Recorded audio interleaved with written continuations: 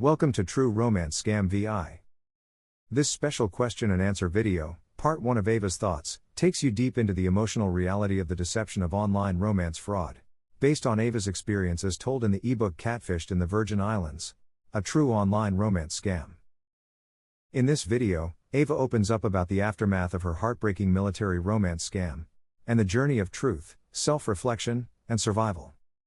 From emotional attachment and financial loss, to awareness and healing, Ava answers the questions many may be curious about. Let's get into it.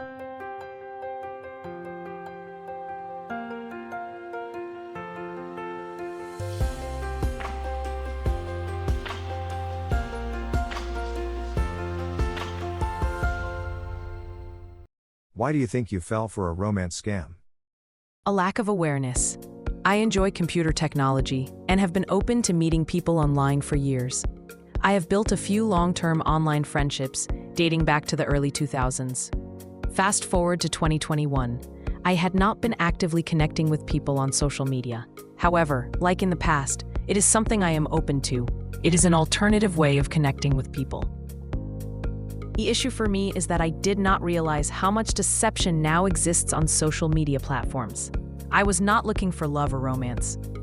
I decided to respond to a guy who reached out to me on Facebook that piqued my curiosity because I thought he was attractive.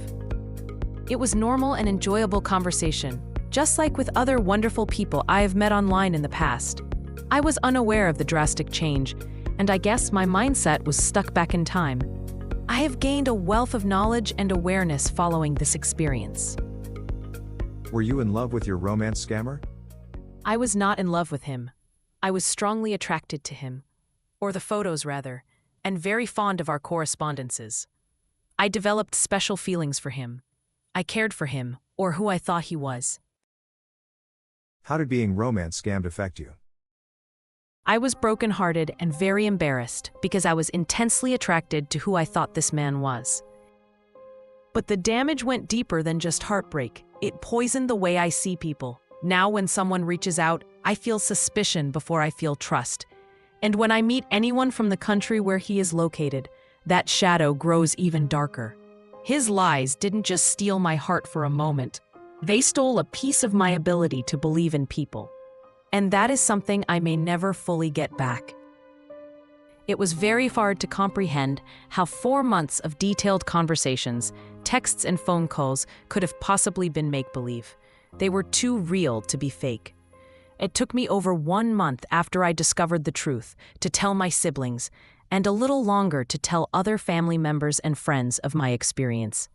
I wrote my story in ebook form, and that is how I shared it with family and friends, then had discussions about the story.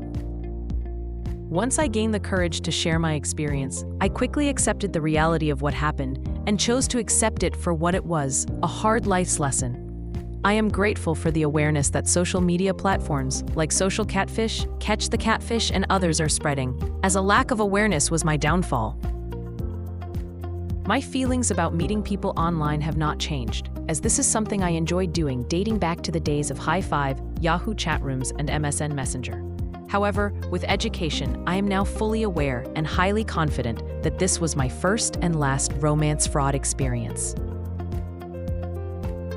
What was the worst part about your romance scam?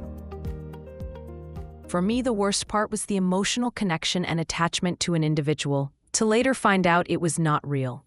I developed strong feelings and was intensely attracted to him, or who I thought he was. That deception was deeply heartbreaking. Did you lose money? If so, how much, and what did your romance scammer say he needed money for?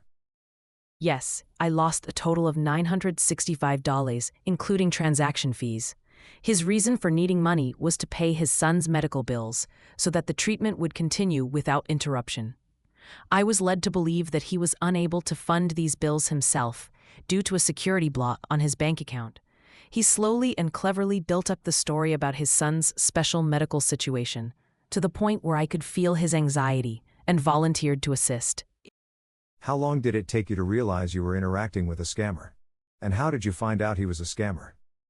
It took me 4 months, 1 week, and 2 days to be exact. I found out when he hinted that he would need my financial assistance for the 3rd time. this time in the amount of $3,000. I was not about to send him a whole $3,000, and the fact that he would think to make me an option for that, I knew in my gut that he must be a conman. At that point, I started to investigate and uncovered the deception. Thank God I had seen an episode of Scamfish presented by Social Catfish for the first time just a few days before that, which put me on alert. What would you say was the biggest help to forget your scammer's fake love? My biggest help to forget my scammer's fake love was coming to the reality of the truth. For me personally, once I realized he possibly was not who he claimed to be, my feelings instantly changed.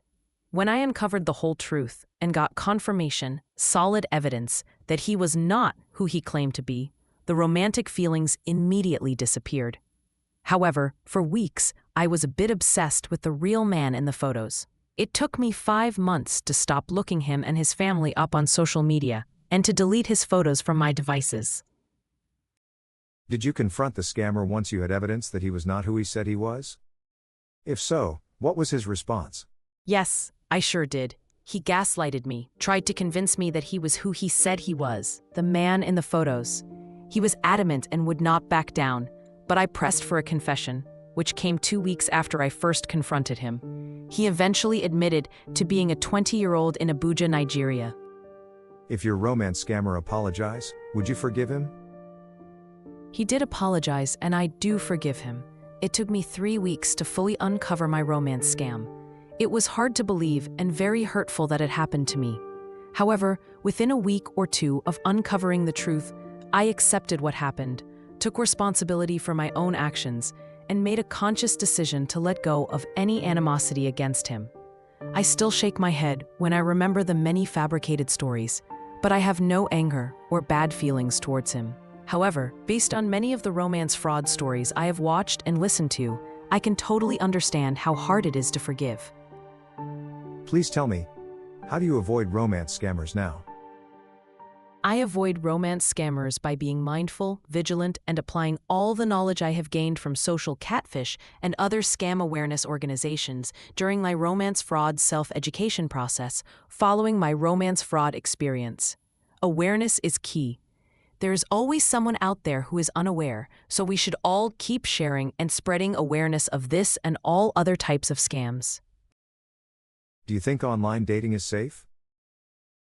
In my opinion, online dating can be safe with knowledge and awareness of the negative aspects, and when one applies the necessary precautions. With self-education of online scams and online security, one can keep themselves safe in the online dating world. Many people ask the question, how can you fall for someone you have never met in person? What is your response to that? Forming a deep emotional attachment to someone one has never met in person is more common than many realize. Human connection is rooted in communication, emotional vulnerability, and the brain's response to perceived intimacy, not just physical presence. When someone consistently shows attention, affection, or understanding through messages, phone calls, or photos, the brain can interpret these interactions as emotionally fulfilling. This creates a sense of closeness and trust. The mind fills in the gaps with imagination and idealization, especially when the other person appears caring, attentive, or shares personal stories. For individuals who are empathetic, lonely, or emotionally open, these virtual connections can feel just as real as in-person relationships. If you have not read Ava's story, get a copy on Amazon today by clicking on the link in the description. It is available for Kindle and Kindle app. Read it free, with Kindle Unlimited membership. Also, if there are any further questions you would like to ask about Ava's romance fraud experience, please ask them in the comments section below. She will be sure to reply to all questions and comments. Thanks for watching. Have an awesome day, and remember, no one is perfect. We all have pitfalls at some point in our lives. It is learning from our errors, using the experiences to better ourselves, and helping others in the process that is of great importance. Stay safe and stay informed. Before you go, here is another video on the bottom left of your screen you may find interesting. Feel free to click through and watch it now. If you found value in this video, please like, share, and subscribe for more.